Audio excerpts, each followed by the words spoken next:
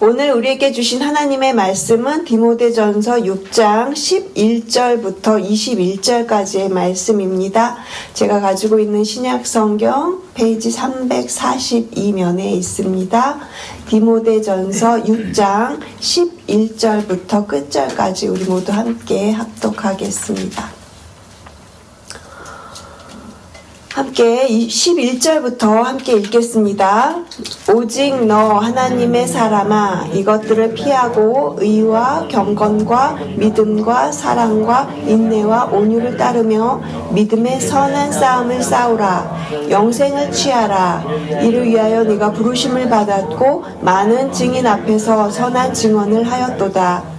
만물을 살게 하신 하나님 앞과 본디오 빌라도를 향하여 선한 증언을 하신 그리스도 예수 앞에서 내가 너를 명하노니 우리 주 예수 그리스도께서 나타나실 때까지 흠도 없고 책망받을 것도 없이 이 명령을 지키라.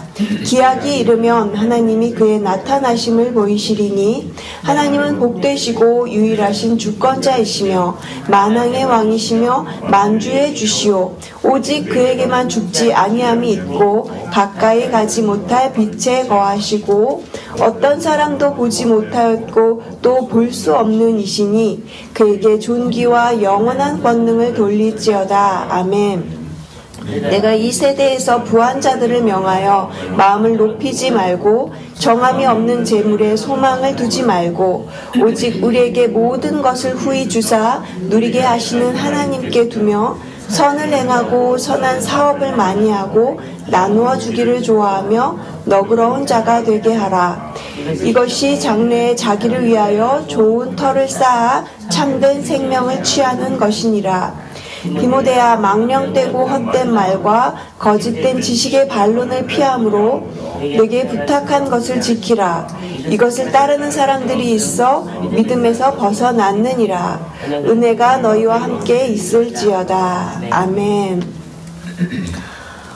믿음의 수고 이런 제목으로요 오늘 본문으로 말씀을 나누고자 합니다. 여러분 찾아가는 서비스라는 말 들어보셨죠? 예전에는 과거에는 우리가 직접 가야 했던 많은 것들이요 이제는 우리를 찾아오는 시대가 되었습니다. 음식도 배달되고 약도 배달되고 심지어는 헤어컷 또 세차 이렇게 또 진료까지도 이렇게 집으로 찾아오는 이런 것을 우리는 찾아가는 서비스라고 부릅니다. 그래서 요즘에는 이 찾아가는 것이 경쟁력이 되고 또 섬김의 표현이 될 수도 있다라고 생각이 되었습니다. 그런데 생각해보니까 복음도 이와 마찬가지예요. 우리가 하나님을 먼저 알기 전에 하나님께서 우리를 먼저 사랑하셨잖아요. 요한일서 4장 19절에 우리가 사랑함은 그가 먼저 우리를 사랑하셨음이라고 이렇게 말씀하신 것처럼 하나님께서는 먼저 말씀을 주시고 또 우리를 사랑하시고 그렇게 우리를 찾아오셨습니다. 이렇듯 복음은 먼저 찾아가는 그런 모습이었던 것이죠. 하나님께서 원하시는 믿음의 모습도 이와 다르지 않다라는 생각이 들었습니다. 그래서 우리는 먼저 다른 사람들을 찾아가는 그런 믿음의 사람들이 되어야 되겠다라고 생각을 하였던 거죠.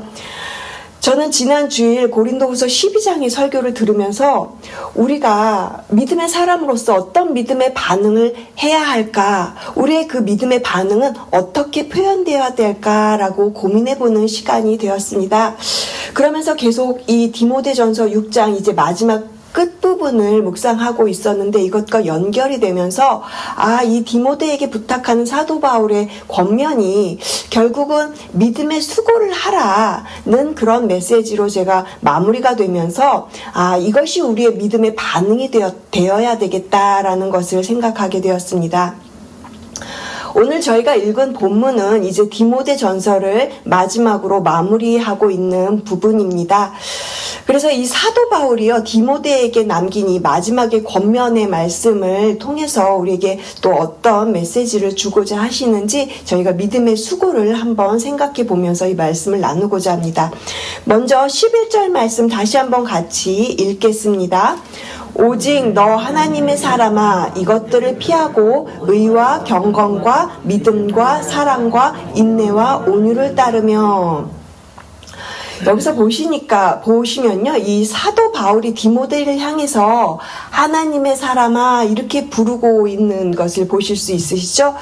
이것은 디모데가 이제 이 에베소 교회를 맡고 그곳에 남겨진 목회자로서 앞으로 어떻게 살아가야 될지 그에게 삶의 방향성을 이렇게 분명하게 보여주는 표현이라고 할 수 있습니다. 그런데 이 말씀은요, 단지 디모데만을 위한 것이 아니라 사실은 이 글을 읽고 있는 우리 모든 사람들에게, 하나님의 자녀들에게, 하나님의 백성들에게 너 하나님의 사람아 이렇게 지금 부르고 계시는 거예요. 그렇습니다. 사랑하는 OC 새누리교회 여러분은 모두 다 하나님의 사람입니다. 이것이 바로 우리에게 주어진, 또 우리를 부르신 하나님께서 주신 참된 정체성이라는 것입니다. 세상이 우리를 어떻게 보든 또 우리를 어떻게 평가하든 상관이 없습니다. 하나님께서는 여러분을 하나님의 사람아 이렇게 부르고 계시는 것입니다. 우리 모두가 하나님의 사람이라는 이 귀한 정체성을 잊지 않으시고 기억하며 살아가시길 간절히 소망을 합니다. 이제 사도 바울은요, 하나님의 사람으로서 어떻게 살아갈 것인지, 마땅히 피할 것은 무엇인지, 또 따라가야 할 것은 무엇인지를 권면하고 있는데요. 11절을 다시 한번 보시면 이것들을 피하라고 말씀하실 때 여기서 이것들은요, 어제 본문에서 말씀하신 앞부분에 있는 그 세속적인 욕심들을 가리킵니다. 그러니까 물질에 대한 탐욕, 그리고 논쟁하는 것, 그리고 교만한 마음, 뭐 이런 것들을 좀 피해라 이렇게 권면하고 있는 것이고요. 그리고 세상 사람들과 똑같이 우리가 이런 것들을 하면서 살면 이것은 참된 믿음의 삶이라고 할 수 없는 것이겠죠. 물론 우리가 사람이기 때문에 실수할 수도 있고 또 늘 회개할 일이 생깁니다. 하지만 그럴 때마다 우리가 다시 한번 말씀 앞으로 나아가서 나의 이런 마음 가운데 있는 모든 것들을 주님 앞에 내려놓을 수 있는 그런 것들이 좀 필요하다고 생각이 되었습니다. 그러면서 바울은 6가지를 따르라고 말하는데요. 11절을 보시면 어떤 6가지가 나오냐면 의와 경건과 믿음과 사랑과 인내와 온유를 따르며 그랬어요. 6가지를 다 나누기에는 시간이 부족하여서 제가 이 중에 특별히 나누고 싶은 것은 바로 경건이라는 단어입니다. 어제 민경일 목사님께서 디모데전서 6장의 앞부분을 설명해 주실 때 이 경건에 대해서 설명을 해 주시면서 제게 굉장히 이 경건에 대한 이해가 많이 와닿았어요. 어제 목사님께서 경건에 대한 설명을 하실 때 야고보서 1장 27절 말씀을 알려주셨는데 경건이 바로 이런 것이구나 라는 걸 굉장히 알 수 있었습니다. 야고보서 1장 27절은 이렇게 이야기를 하거든요. 하나님 아버지 앞에서 정결하고 더러움이 없는 경건은 곧 고아와 과부를 그 환난 중에 돌보고 또 자기를 지켜 세속에 물들지 아니하는 그것이니라. 이것을 성경이 말하는 참된 경건이라고 하셨어요.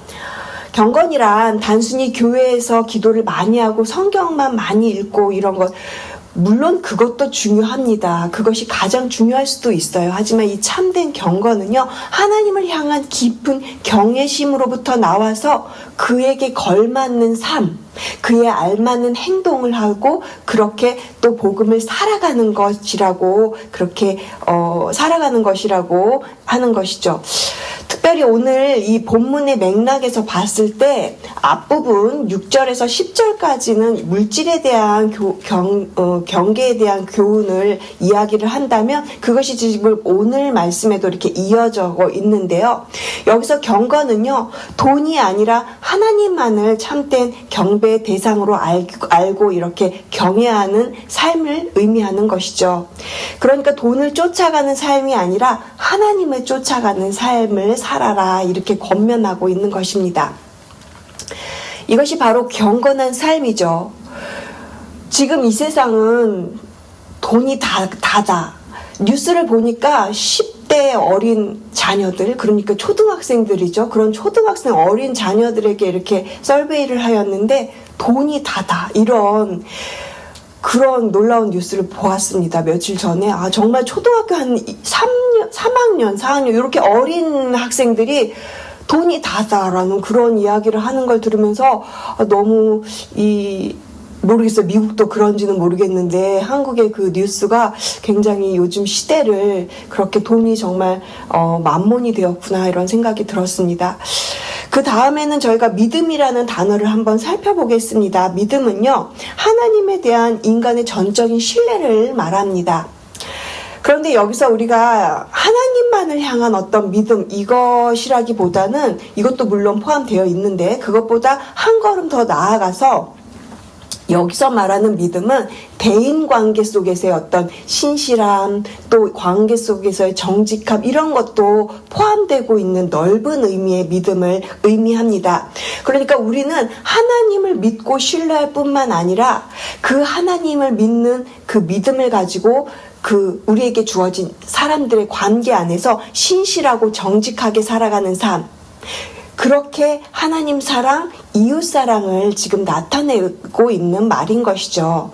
그래서 우리는 하나님을 신뢰할 뿐만이 아니라 신실하고 정직하게 다른 사람들과의 관계도 함께 잘 유지하면서 살아가야 된다라는 것을 알 수 있는 것입니다. 여기서 말하는 의, 경건, 믿음, 사랑, 인내, 온유, 이런 것들은 단순히 어떤 도덕적인 성품만을 의미하는 것이 아니라요, 하나님하고의 관계 속에서 자라나야 되는, 성숙해져 가야 되는 어떤 내면의 열매를 의미하는 것입니다. 그런데 이 열매는 혼자서는 결코 이 열매를 자라게 할 수가 없습니다. 관계 속에서, 그리고 믿음의 공동체 안에서 서로 격려하고 도전하고 그렇게 함께 살아가야 그 안에서 이 성숙되고 내면의 열매가 자라갈 수 있다라는 것입니다. 사도 바울이 디모데에게 이러한 경건의 삶의 모습을 지금 살아라 이렇게 권면하고 있는 것은요, 바로 이것이 하나님의 사람이 마땅히 따라가야 할 삶의 모습이기 때문입니다. 여기서 중요한 것은 따르며라는 단어예요. 단순히 따라간다 라는 의미가 아니라 이 단어 속에는 추구하다, 그리고 힘써 구하다, 이런 적극적인 의미를 담고 있는 단어입니다. 즉 이런 삶은요, 그냥 자연스럽게 가만히 있다고 해서 이루어지는 것이 아니라는 것이죠. 그냥 그 자리에 가만히 있으면 저절로 이런 삶이 생겨지는 것이 아니라, 사라질 수 있는 것이 아니라, 우리가 의지를 가지고 힘을 다해서 이것을 추구하고 나아갈 때, 그러니까 믿음의 수고를 가지고 나아갈 때 우리가 이러한 것들을 얻을 수 있다, 이런 열매를 얻는 삶을 살 수 있다라고 지금 본문이 이야기를 하는 것입니다. 그래서 오늘 본문의 제목이 믿음의 수고인 것이죠. 믿음은 하나님께서 우리에게 부어주셔야 하는 것입니다. 하지만 그 믿음을 계속해서 지켜나가는 데에는 또 믿음의 수고가 따르는 것이죠. 그냥 편안하게 앉아서 받기만 하는 것이 아니라 우리가 힘써 노력해야 하는 것이 있다라는 것입니다. 그래서 12절에서 바울은 이렇게 이야기를 하는데요, 믿음의 선한 싸움을 싸우라고 말을 합니다. 믿음은 싸움입니다. 평화롭고 조용한 곳에서 그냥 이렇게 앉아서 수행하는 것이 아니에요. 믿음에는요, 치열한 싸움이 있어요. 무엇과 싸워야 할까요? 먼저 어찌 보면 제 마음과 싸워야 됩니다. 게으른 마음, 교만한 마음, 그리고 시기하는 마음, 원망하는 마음, 끊임없이 솟아오는 이 마음 가운데 있는 저의 이 육신의 죄악된 마음과 싸워야 되고요. 또 세상의 가치관과 싸워야 되고요. 그리고 실망과 좌절과 제 마음 안에 하나님의 그 존재를 부인하거나 의심하거나, 또 기도해도 응답이 없거나, 또는 믿음 생활을 이렇게 해도 낙담하는 일이 생길 때, 그럴 때 제 마음에 올라오는 그런 모든 것들과 싸워야 된다라는 것이에요. 때로는 고독과 외로움과도 싸워야 됩니다. 하나님의 사람으로서 여러분들이 이렇게 살아가다 보면 믿지 않는 사람들로부터 공격을 받을 수도 있고, 또한 외로움, 그 믿음의 길을 혼자서 가는 것처럼 외로울 때도 그렇게 외롭게 느껴질 때도 있을 것입니다. 이런 어떤 외로움과도 우리가 싸워야 될 때가 있습니다. 이렇게 믿음의 길은 언제나 좁고 마치 혼자 가는 것처럼 느껴질 때가 있는데요. 믿음의 길은 넓은 길이 아니라는 거예요. 믿음의 길은 편한 길이 아니라는 겁니다. 그래서 우리가 믿음을 이렇게 지키고 또 우리가 믿음의 걸음을 이렇게 계속해서 걸어가려면 무엇이 필요합니까? 바로 붙드는 수고가 필요한다는 것입니다. 그래서 사도 바울은요 12절에서 영생을 취하라 이렇게 말을 하고 있는 것입니다. 이 영생은요 하나님께서 분명히 우리에게 주신 것입니다. 그리고 또 우리에게 약속하신 것입니다. 예수 그리스도를 믿는 자들에게는요 분명히 하나님께서 이 영생을 주신다고 약속을 하셨어요. 그런데 동시에 이것은 하나님께서 주신 것임과 동시에 또 우리가 붙들어야 되는, 그래서 영생을 취하라 이렇게 표현을 하고 있는 것이죠. 이미 가진 것인데 또 우리가 계속해서 붙잡아야 되는 것이라고 그렇게 지금 이야기를 하고 있는 것입니다. 구원은 하나님께서 우리에게 주신 선물임과 동시에 또 우리가 힘써 살아가야 할, 우리가 그래서 힘써 이렇게 수고함으로 또 그 믿음의 수고를 다해서 걸어가야 되는 그 삶을 살아가야 되는 그것을 의미하는 것이죠. 그래서 영생은 하나님의 약속이면서 동시에 또한 우리가 붙잡아야 하는 것입니다. 그냥 가만히 있어서 되는 게 아니라 믿음이 그냥 저절로 가만히 있다고 지켜지는 것이 아니라는 것이에요. 싸움은 지켜지고 붙들어야만 유지되는 것입니다. 마치 이것은 운동을 하지 않으면 이 근육이 다 약해지고 녹아 없어지는 것처럼 믿음도요 사용하지 않으면 약해지는 것과라도 그렇게 우리가 생각할 수 있는 것이죠. 메시지 성경에서는 이 부분을 이렇게 표현을 해요. 믿음 안에서 힘을 다하여 달려가십시오. 여러분, 믿음의 수고로 달려가실 때 우리가 영생을 취할 수 있다라는 것을 기억하시기 바랍니다. 이것은 결코 우리의 행위로 구원을 얻는다라는 말이 아닌 것입니다. 하나님의 은혜로 구원받은 우리 모두가 그 은혜에 합당한 삶을 살아가기 위해서 성령님의 도우심 가운데 우리의 노력도 또 우리의 의지도 믿음의 수고도 필요하다라는 뜻인 것이죠.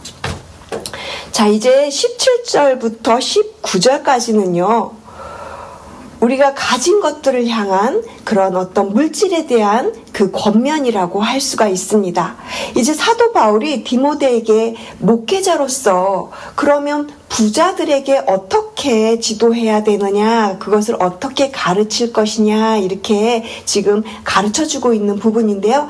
특별히 18절 말씀을 보시면요, 선을 행하고 선한 사업을 많이 하고 나누어 주기를 좋아하며 너그러운 자가 되게 하라 그랬어요. 선을 행하는 것입니다. 그리고 선한 사업을 많이 하라고 했고요. 그리고 나눠주기를 좋아하라고 이야기를 하고 있습니다. 그리고 중요한 것은 너그러운 자가 되라고 이야기를 하는데요. 이 너그러운 자가 되라는 이 단어 안에는 함께 나누고 공감하고 교제하는 이런 의미들이 담겨져 있는 것을 보았습니다. 즉 물질만 나누는 것을 말하는 게 아니에요. 그러니까 우리의 마음을 함께 나누고 공감하고 교제하라, 이런 뜻이 있는 것입니다. 그들에게 마음을 흘려보내라, 이런 의미에서 주어진 말이에요. 그들의 상황에 그들과 진정한 교제를 나누어야 한다라는 것입니다. 이 나눔에 대해서 어떤 분들은 왜 꼭 이렇게 내 것을 나누어야 될까라고 반문하실 수도 있으세요.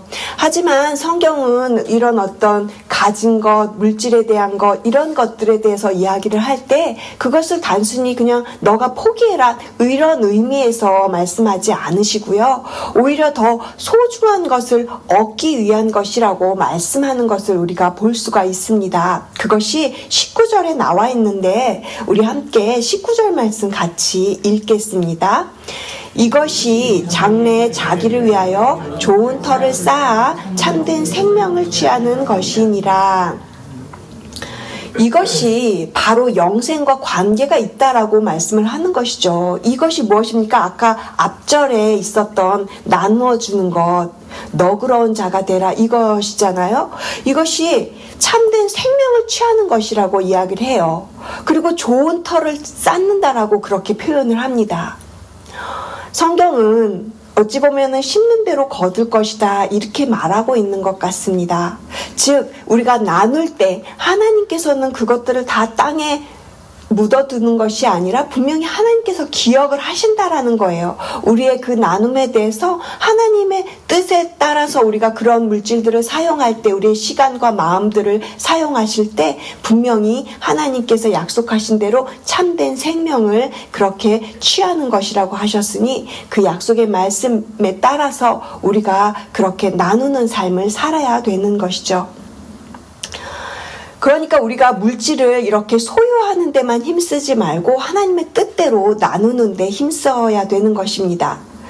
그리고 더욱더 이렇게 나눌 때 우리가 풍성해지는, 그리고 하나님을 더욱더 경험할 수 있고요. 그리고 더욱더 영생을 취하면서 살아가는 이런 지혜로운 삶을 살 것이다 라고 그렇게 우리에게 이야기를 합니다. 우리가 크게 막 부유해서 나눌 수 있는 것이 아닐지라도요, 그럼에도 불구하고 우리가 하나님께서 허락하신 이 물질을 어떻게 사용을 하고 계십니까? 다른 사람을 위해서 하나님의 뜻을 따라 또 이웃을 위해서 그렇게 사용하고 계십니까? 내가 나를 위해서, 참된 생명을 위해서, 그 하나님의 선한 사업을 위해서 우리의 물질을 사용하는 것, 하나님께서 우리에게 부어주신 그 물질이 이웃을 향해서 흘려보내는 것이 되어야 할 줄로 믿습니다. 그런 아름다운 OC 새누리교회가 되기를 주님의 이름으로 축복을 드립니다. 사랑하는 성도 여러분, 우리가 살아가는 이 시대가 참으로 많은 것들이 편리해졌습니다. 모든 것들이 빨라지고 모든 것들이 참 좋아졌는데 동시에 우리 모두는 다 외로운 시대를 살아가고 있습니다.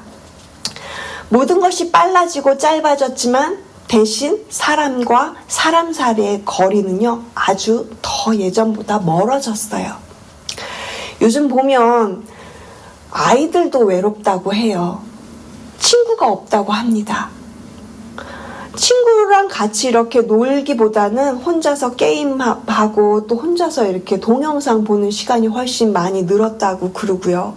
청년들도 보면요, SNS로 많은 사람들이 서로 연결은 되어 있어요. 그런데 진정한 친구를 찾기가 어렵다고 그러고요. 그리고 또 저 같은 중년도 다 이렇게 보면 외롭다고 그럽니다. 너무 바쁘게 살고, 그리고 직장에서도 집에서도 너무 바쁘게 그렇게 일상에서 쫓겨서 살면서 마음의 여유들이 없고요. 심지어는 어르신들도 다 외롭다고 그래요.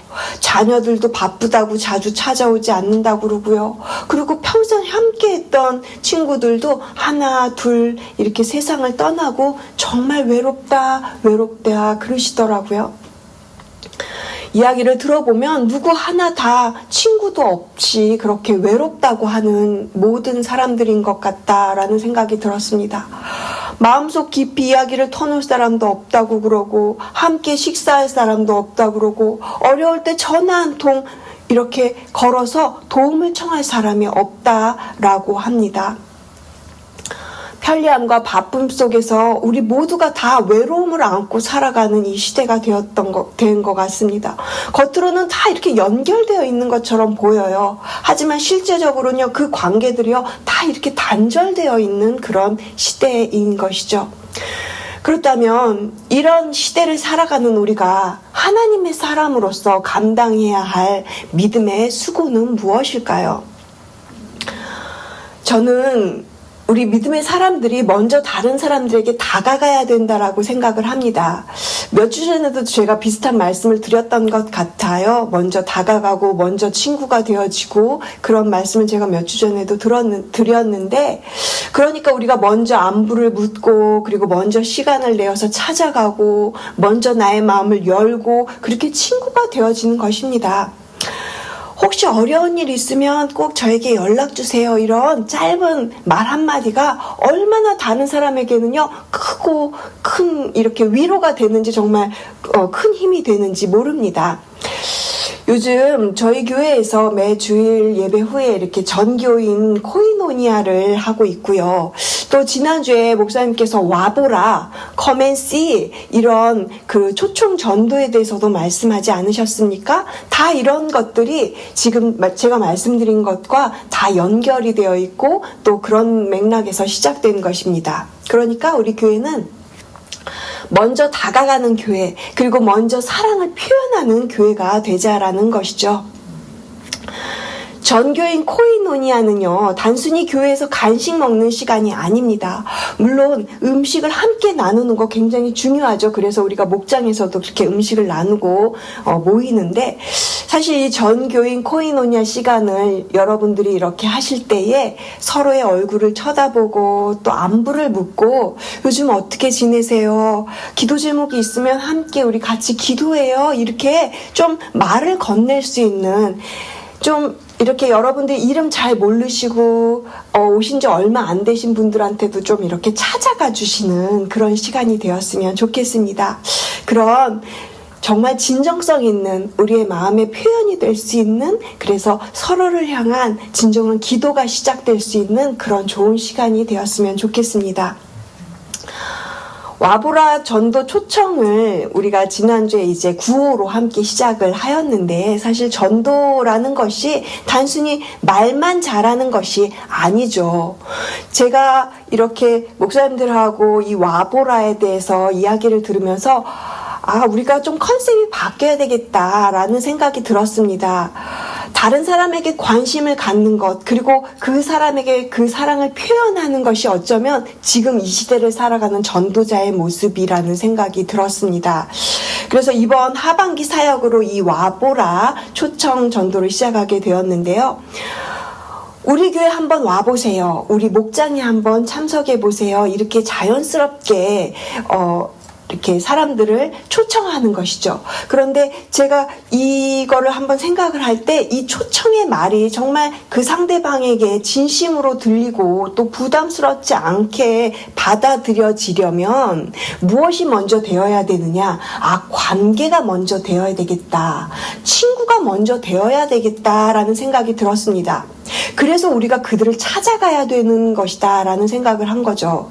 그들의 삶에 진정으로 관심을 가지고 그들의 안부를 묻고 또 그들과 함께 시간을 보내고 같이 울고 같이 웃어주는 그런 친구가 되어야 되겠다. 이것이 어쩌면 지금 이 시대에 필요한 진정한 전도자의 모습이 아니겠는가. 그러면 이제 우리가 이러한 관계를 가지고 다른 사람들한테 그렇게 전도자의 모습을 살 때에 이 와보라의 초청이요, 결코 부담스러운 것이 아니라 따뜻한 초청이 될 줄로 믿습니다. 예수님도 그렇게 하셨잖아요. 병든 자를 찾아가시고, 그리고 세리의 집에 들어가시고, 또 외로운 여인을 만나러 우물가에 가서 그 여인을 기다리셨습니다. 그렇다면 우리도 먼저 다가가는 이 믿음의 사람, 하나님의 사람이 되어야 하지 않겠습니까?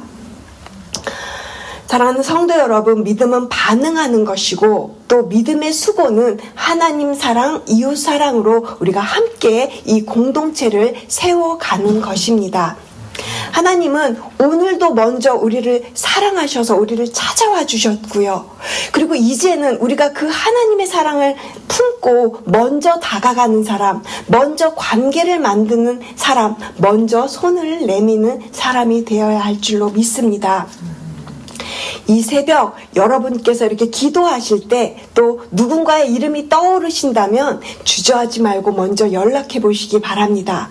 먼저 인사를 전해 보십시오. 믿음으로 반응하는 한 걸음이 하나님 나라에 쓰임받는 귀한 일꾼으로 저와 여러분을 더욱 세워가게 할 줄로 믿습니다. 그러한 믿음의 반응으로 여러분의 삶에 수고를 다하시는 귀한 오시 샌리께 모든 성도님들 되시기를 주님의 이름으로 축복을 드립니다. 같이 기도하시겠습니다. 하나님 감사합니다. 이 새벽에 하나님의 사람으로 우리를 불러주시니 감사합니다. 우리를 먼저 찾아오신 예수님, 그 예수님처럼 우리도 누군가를 향해 다가갈 수 있는 하나님의 사람이 되게 하여 주시옵소서.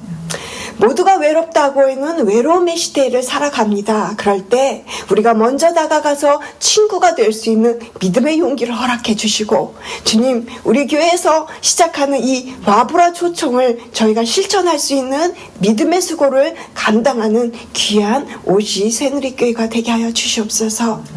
감사합니다. 예수님의 이름으로 기도드렸습니다. 아멘.